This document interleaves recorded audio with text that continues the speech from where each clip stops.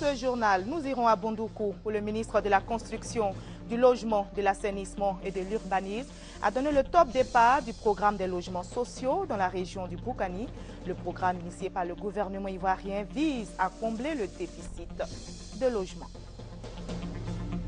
Dans la capitale politique ivoirienne, Yamoussoukro, un comité d'experts a présenté au ministre de la Poste et des Technologies de l'Information et de la Communication les travaux d'actualisation de gouvernance électronique. Cette actualisation devrait permettre d'aligner les projets du plan d'action de la gouvernance. Au Soudan du Sud, les combats et les évacuations d'étrangers se poursuivent. Hier, les États-Unis ont évacué 380 de leurs ressortissants. La mission des Nations Unies au Soudan du Sud a commencé à évacuer son personnel non essentiel. Et un invité dans ce journal, nous échangerons dans quelques instants avec le préfet d'Abidjan, M. Sidiki Diakité, pour parler des dispositions sécuritaires prises pendant ces fêtes de fin d'année. Bonsoir à tous, bienvenue dans le 20h. Nous prenons tout de suite la direction de Bondoukou, où le ministre de la Construction, du Logement, de l'Assainissement et de l'Urbanisme s'est rendu pour donner le top départ du programme des logements sociaux dans la région du Boukani. Le programme initié par le gouvernement ivoirien vise, je rappelle, à combler le déficit de logement, à permettre à chaque citoyen d'avoir une maison. Le reportage d'Alexis Ouedraogo. Offrir à chaque Ivoirien la possibilité d'avoir un toit. C'est l'essence du vaste programme de logements sociaux lancé par le gouvernement ivoirien. Il concerne les foyers ou individus de faibles et moyens revenus. L'opération lancée à Abidjan et dans plusieurs villes du pays s'étend maintenant au nord-est de la Côte d'Ivoire, à la région du Boukani. Les localités de Bouna, de Bondoukou et d'Abangourou ont vu cette fin de semaine les maisons témoins de l'opération. Tous les cadres, toutes les filles de Bouna, qui sont à Abidjan, qui sont dans la diaspora en Europe, etc., qui auront besoin de préparer leur retraite au village. Aujourd'hui, chez eux, à Bouna, il y a ce programme de logement qui est une réalité. Les populations de Bouna n'ont pas caché leur joie. À Bouna, actuellement, Bouna est devenue région. D'abord, il y a un problème de logement pour accueillir les gens.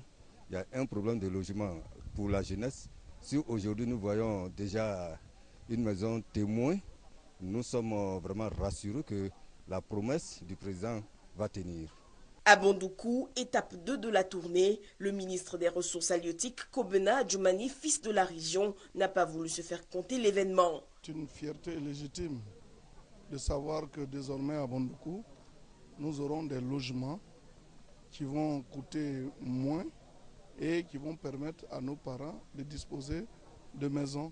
Le ministre Sanogo a tenu à rassurer des dispositions prises par le gouvernement en vue de protéger les investissements des adhérents à ce projet. Les Ivoiriens n'ont pas à douter. Les montants qui ont été versés se trouvent aujourd'hui sur les comptes séquestres à Abidjan. Rien n'a été touché. Le ministère va veiller, en tout cas, à l'aboutissement de ce projet avant que les fonds ne soient remis donc aux promoteurs. Il a exhorté les populations sur toute l'étendue du territoire à s'approprier cette opération. Une délégation du RDR et une autre de la société civile, accompagnée du ministre de la Construction, du Logement, de l'Assainissement et de l'Urbanisme, ont visité les chantiers ouverts par le président de la République dans le cadre de la politique d'assainissement de la ville d'Abidjan. On en parle avec Mamadou Kwasi. La question de l'assainissement de la ville d'Abidjan est un véritable casse-tête pour les autorités ivoiriennes. Et le pic de cette situation, le bassin du versant du Gourou, appelé communément le carrefour de l'Indénié. Après de nombreuses tentatives, la solution semble être trouvée désormais pour mettre fin définitivement aux inondations enregistrées à cet endroit pendant la saison pluvieuse. 4 barrages écrêteurs de crues, vieux de plusieurs décennies, sont en cours de réhabilitation. À cela s'ajoutent des travaux de drainage et de construction de nouveaux barrages. Ce barrage, lorsqu'il fonctionne normalement, en période de pluie, il laisse passer un petit débit par le pertuis de fond et l'eau se stocke à l'intérieur de la cuvette.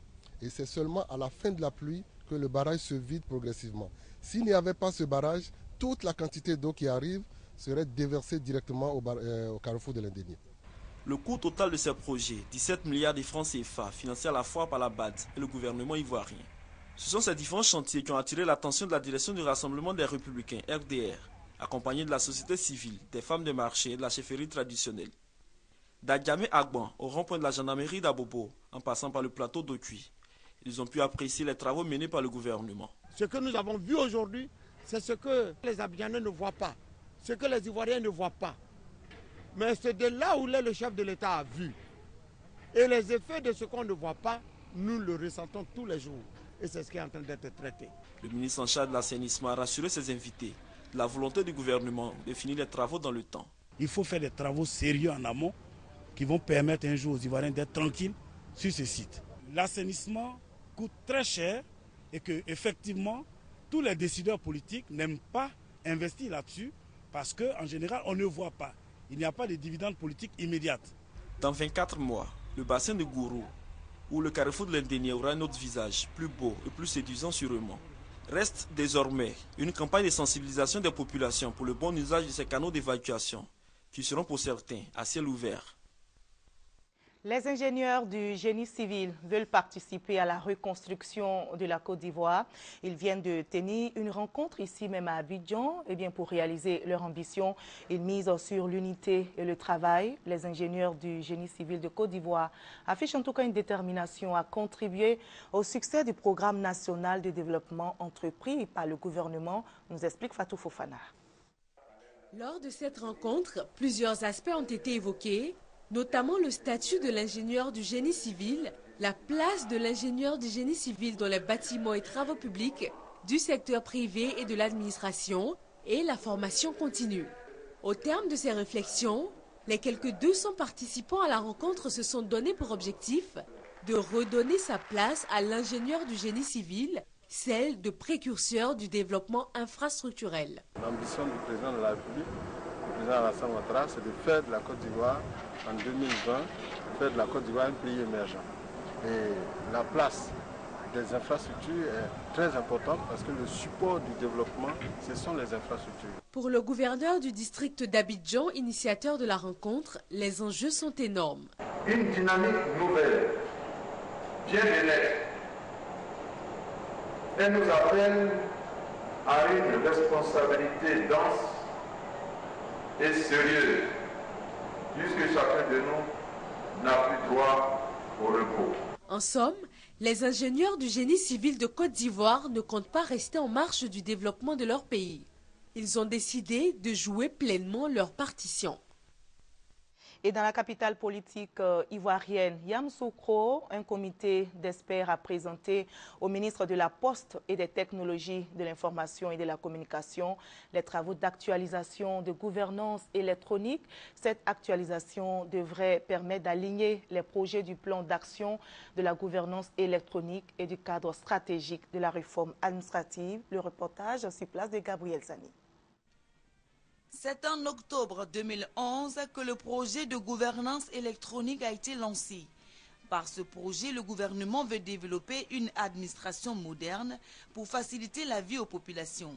Aujourd'hui, les activités de ce programme doivent être non seulement révisées, mais surtout alignées au plan national de développement, PND. Durant 3 jours à Yamoussoukro, des experts ont réfléchi à l'actualisation du projet.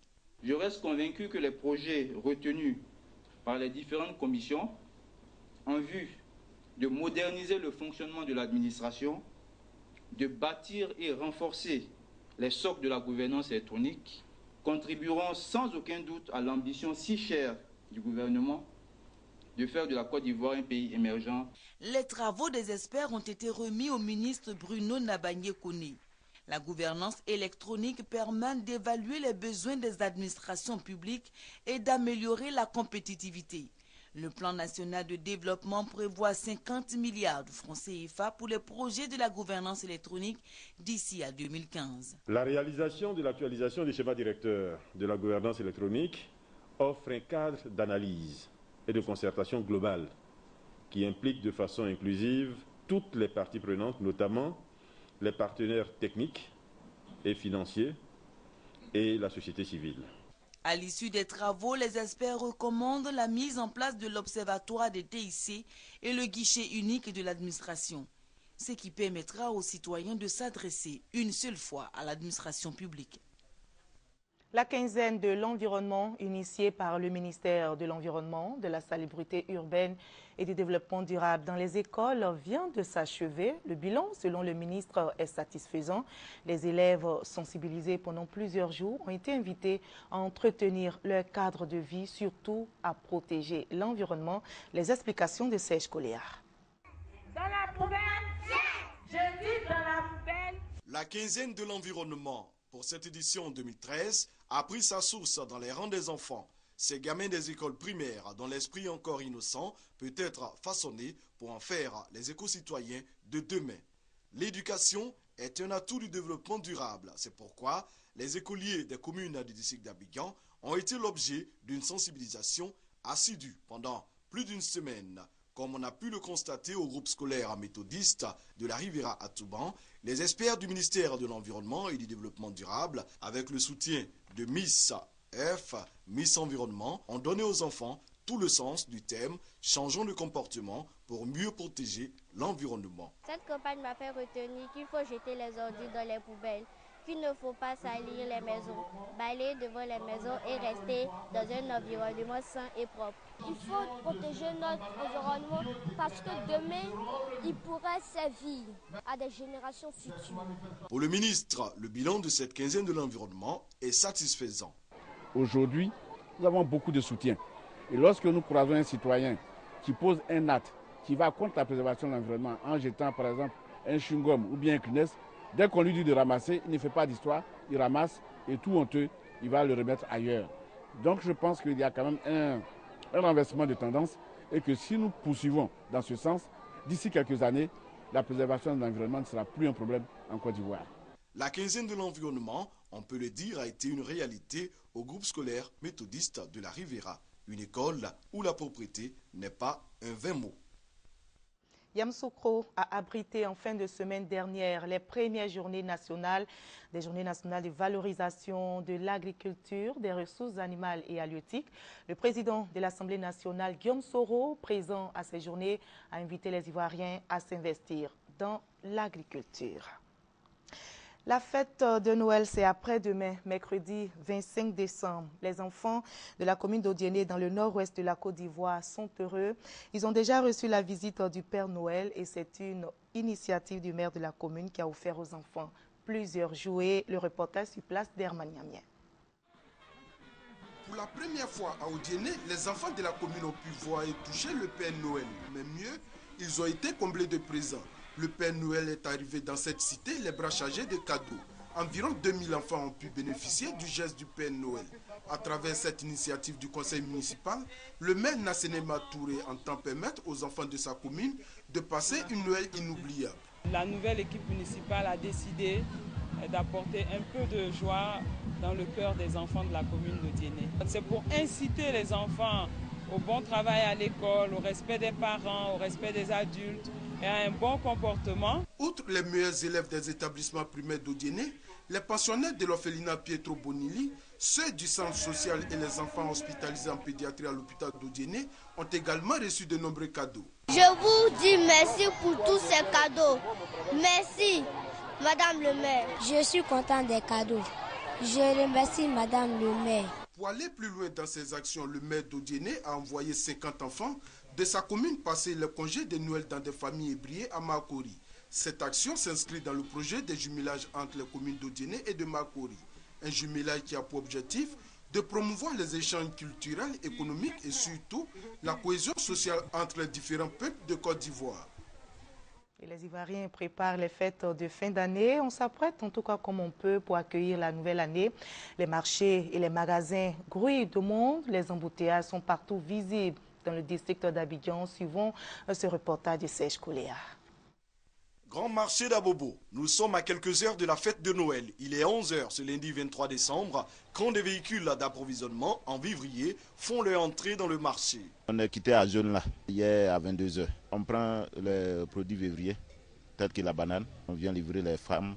En plus de la banane, le marché ne manque pas de provisions. Mais à quel prix? La graine, nous faisons le sac à 10 000. Et puis la banane, nous plaçons 6 régimes à 2500. Les vendeurs de poulet, de viande de bœuf et autres rassurent. Les prix n'ont pas flambé malgré la période des fêtes. La pondeuse, on les vend à 3500 les autres années, mais cette année, il y a une réduction de 200 francs chaque poulet parce que les patrons ont fait une réduction pour que tous les Ivoiriens puissent bénéficier de moins d'un poulet pour faire la fête. On vend le kilo de viande 1200. Selon une enquête d'opinion menée à Abidjan auprès des consommateurs, les ménages consacrent plus de la moitié de leur budget de fête à la nourriture et à la boisson. Le reste est dépensé dans l'esthétique et l'habillement. C'est un jour un peu spécial parce que ça se fait une fois dans l'année. Ça me coûte 6500, 2500 francs la presse et 4000 francs les tissages. Le marché grouille de monde, la ferveur monte et une situation qui semble profiter aux commerçants. J'espère que pendant les fêtes, que ça marchera. Souvent même on vient à 5 heures, il n'y a pas une cliente même. On s'assoit, on attend souvent 2 clients, 3 clientes.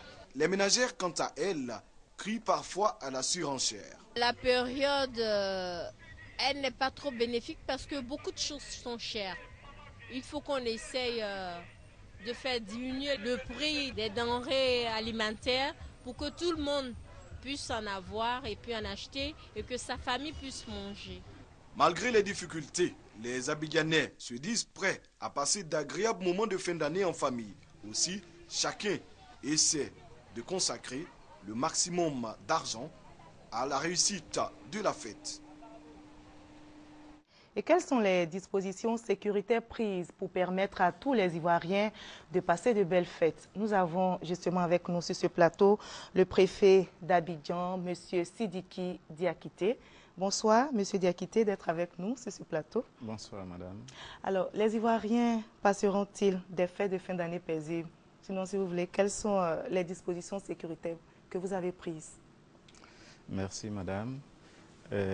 Instruit par le ministre d'État, ministre de l'Intérieur et de la Sécurité, tous les services d'État impliqués dans l'organisation, dans la gestion des manifestations festives ou récréatives se sont retrouvés depuis déjà plus de 2 mois.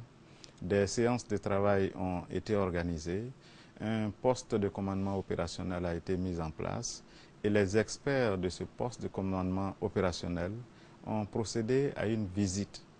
D'abord, on procédait à un recensement de toutes les manifestations prévues sur le territoire du district d'Abidjan. Pendant ces fêtes? Pendant ces fêtes. C'est-à-dire 24 et 31 au 1er ou bien pendant... À partir du 24 jusqu'au 1er Donc dès janvier. demain? Dès demain. À partir de demain, toutes ces manifestations font l'objet déjà d'un suivi et vont donc faire l'objet d'un suivi continu. Alors, quelles dispositions concrètes? De façon concrète, dans un premier temps, des visites de terrain se sont déroulées. Tous les sites de manifestation ont été visités par les experts. Des rapports ont été faits qui ont permis au poste de commandement d'invalider certains sites de manifestation, de faire des prescriptions aux organisateurs, toutes choses qui aujourd'hui nous permettent d'envisager des fêtes de fin d'année très paisibles. D'accord. Est-ce que ces mesures vont s'appliquer à l'ensemble du territoire? Oui, absolument.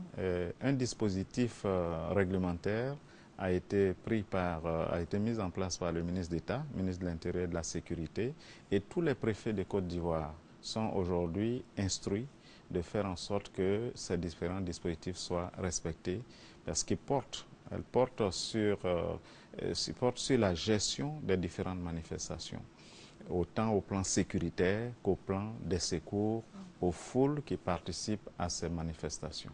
Justement, parlons des secours. Comment ces secours-là vont-ils s'organiser dans les villes où il n'y a pas de sapeurs-pompiers?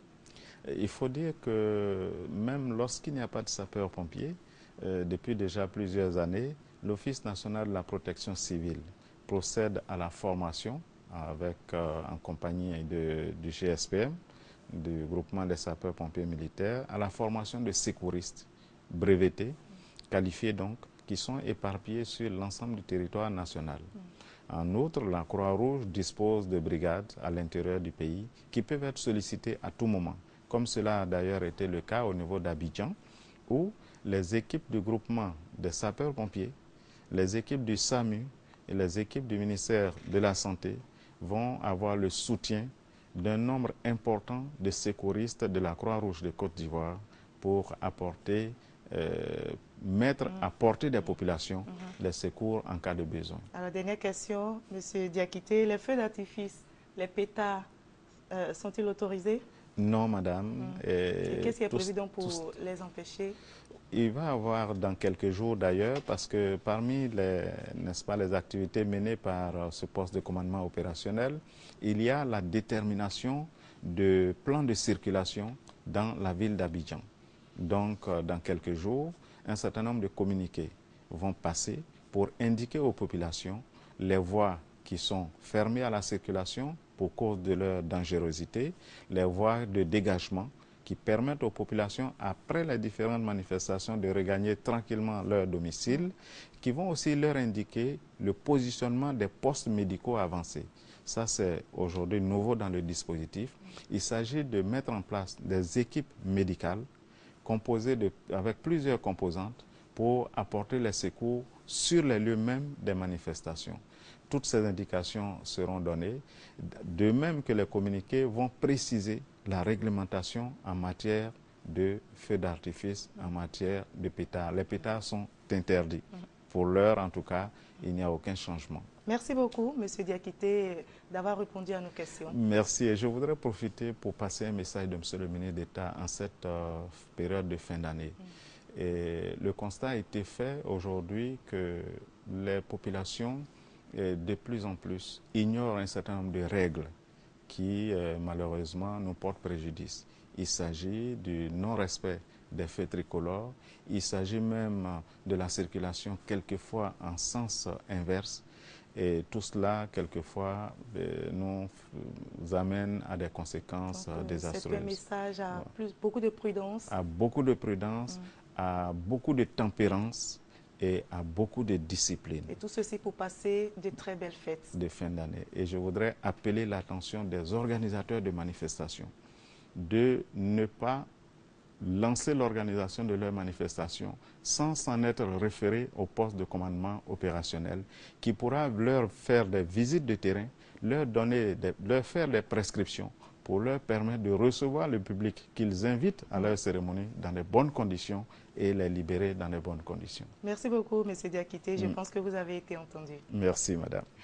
Et puis, avant de continuer, je rappelle, le ministre des Ressources animales et halieutiques porte à la connaissance de la population des éleveurs, des grossistes, des revendeurs, des marchés communaux, des vendeurs ambulants et des vendeurs occasionnels de volailles vivantes que, conformément au décret du 11 mars 1993 fixant les conditions d'exercice des professions touchant au commerce des animaux, des denrées animales et d'origine animale destinées à la consommation humaine, la vente de volailles vivantes est une activité soumise à une déclaration obligatoire et ne doit s'exercer uniquement sur un marché conventionnel. Par conséquent, la vente de volailles vivantes aux abords des grandes voies, des carrefours ou autres sites en dehors des marchés est interdite. À cet effet, les services compétents en la matière procéderont à la saisie systématique de toute volaille vendue en dehors des marchés. Un mot à présent sur la réconciliation dans cette édition. Intéressons-nous à l'ONG Fondation Atour Désiré Coulibaly. L'ONG vient d'organiser une cérémonie pour distinguer des personnes de la société civile œuvrant pour la paix et la réconciliation. Voici les lauréats du prix Atour pour la réconciliation édition 2013. Opérateurs économiques, groupes professionnels et communautaires, corps diplomatique, ambassades et entreprises. Super prix. Colonel-major Issa Coulibaly, directeur général des douanes ivoiriennes. Modèle de bâtisseur selon l'ONG Fondation Atour pour la réconciliation, initiateur de cet événement. À travers cette distinction, cette ONG veut susciter et encourager les Ivoiriens à s'engager dans le processus de réconciliation. Nous pensons que la reconnaissance de leur activité est le plus grand mérite qu'on peut leur donner. Parce que pour la réconciliation en Côte d'Ivoire, il n'y a pas de prix pour la réconciliation. Mais la grande innovation, c'est la construction des apatams pour les villages. Parce que nous pensons que tous ces villages qui ont pris des initiatives de réconciliation, n'est-ce pas, doivent être encouragés. Et nous allons procéder, n'est-ce pas, à ces constructions-là. Et dès le 2 janvier, déjà, nous serons à Guélé, à Toulepleu, pour inaugurer le premier apatam. Et après Guélé, nous serons à Eyania. Et les 12 mois de l'année, nous allons offrir 12 apatams à 12 villages pour la réconciliation. En 2014, c'est très bien sûr qu'on aura des lauréats qui viendront de l'extérieur parce qu'ils sont beaucoup les Ivoiriens qui pensent que la Côte d'Ivoire doit se réconcilier. Tous les récipiendaires, fiers d'avoir été distingués, invitent les Ivoiriens à les suivre dans cette démarche. Le thème de cette deuxième édition, réconciliation, justice et croissance économique, a été développé par l'inspecteur général d'État Nyamion Goran. Un triptyque pour rappeler que la réconciliation est au cœur de l'action politique. Le vocable Atou est la symbolique des enfants de Côte d'Ivoire regroupés et unis pour faire avancer leur pays. Et le prix Atou, selon l'initiateur, devrait inspirer et servir d'exemple à tous les Ivoiriens. Les régions de la Marawe et du Tchologo ont décidé de s'unir pour la paix et le développement. Ces deux régions ont procédé à la signature d'une convention de jumelage qui vise la promotion de toutes les actions de développement et le rapprochement des populations de ces régions, nous explique Abou Sanogo. Le président du conseil régional du Tchologo, Lassina Kone Cardozi, et son homologue Abikofi Richemont de la Marawe signent une convention qui consacre le jumelage des deux régions. Et cela sous les regards du ministre d'État, ministre des Affaires étrangères Charles Kofi Dibi et le ministre des Affaires présidentielles Ibrahima Ouattara. Un contrat qui lie désormais leurs régions respectives. Nous prenons l'engagement d'honorer le pacte d'amitié, de fraternité et de loyauté qui nous lie désormais. Nous proposons la mise sur pied d'un cadre permanent de concertation entre les élus du Tchologo et ceux de la Marawe pour accorder nos vues sur des questions d'intérêt régional, voire national. Il est important que nous puissions faire en sorte que la coopération ne soit pas seulement une coopération nord-sud, mais que sud, à l'intérieur donc du sud, nous puissions, entre communes, entre régions, pouvoir donc mettre des choses ensemble. Vous avez certainement des richesses ici que nous pourrions donc exploiter. Comme nous aussi, nous avons certainement des richesses que vous pourriez donc exploiter de votre côté. La signature de la convention qui marque le jumelage des deux régions a traîné du monde à l'espace Tchentchen de Boisflé où danse, masques des deux régions et artistes ont égayé le public. Les élus et cadres du Tchologo et de la Marawe saluent cette union, la première du genre entre deux régions de la Côte d'Ivoire. Deux régions, pour la première fois en Côte d'Ivoire, décident d'aller vers le jumelage pour pouvoir mettre leurs forces ensemble et aller vers le développement. C'est une façon de construire ce que nous appelons l'émergence à l'orée de l'année 2020. C'est une grande première, en espérant que cet exemple va inspirer d'autres régions afin que le brassage de tous les habitants de toutes les régions de Côte d'Ivoire puisse être une réalité. Étant d'origine du Tchologo, mais le côté maternel se trouve dans la Marawe. Aujourd'hui, la satisfaction est tellement grande pour moi que je suis l'un des plus grands bénéficiaires de ce jumelage. Initié le 25 août dernier, lors d'une visite d'amitié du ministre d'État Charles Kofi Dibi à Kong, cette alliance vient d'être formalisée à Boisfly. Une visite du chantier du lycée d'excellence Alassane Ouattara et une finale de football dotée du trophée du ministre des Affaires présidentielles ont constitué les autres temps forts de cette rencontre. Le Fonds de prévoyance militaire a un nouveau président du conseil d'administration en la personne du général de brigade Touré Sekou, par ailleurs chef d'état-major adjoint des forces républicaines de Côte d'Ivoire chargé des opérations. La passation de charges avec son prédécesseur a eu lieu dans la ville de Grand Bassam. Le reportage sur place de Mamadou Kwasi. En recevant les documents des mains du chef de cabinet civil, Kroman Lassani, représentant le ministre en charge de la Défense, le général de brigade Touré Sekou, prend officiellement fonction à la tête du conseil d'administration du Fonds de prévoyance militaire, FPM. Élu récemment par les administrateurs, le général Touré Sekou remplace à ce poste le colonel-major Dakouri Kouloubla, qui a exhorté justement ses administrateurs à une collaboration franche avec son successeur. Je les félicite. En même temps, je les encourage à soutenir le nouveau PCA qui prend fonction aujourd'hui parce que le Fonds de prévoyance militaire est un outil à nous tous. Au nom du ministre de la Défense, Paul Kofi, le chef de cabinet civil a félicité le président du conseil d'administration sortant pour le travail abattu et souhaité plein succès à l'entrant, le général Touré Sekou. Pour permettre au nouveau président du conseil d'administration de s'imprégner des réalités du fonds, plusieurs présentations ont été faites.